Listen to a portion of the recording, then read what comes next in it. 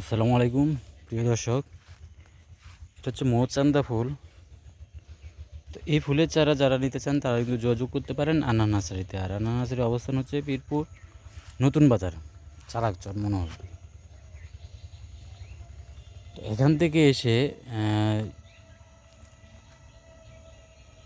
বিভিন্ন ধরনের ফুলের চারা পাইকারি এবং খুচরা বিক্রি করা হয়ে থাকে। তার মধ্যে অন্যতম একটি ফুল হচ্ছে মৌচান্দা। এটি স্থায়ী ফুল, সারা বছর কিন্তু এই গাছ থাকে। একবার রোপণ করলে এই গাছ বড় হয় এবং এখান থেকে প্রচুর পরিমাণে ফুল আসে। এই দেখতেছেন যে এটার যে ফুলগুলি মৌচান্দা ফুল।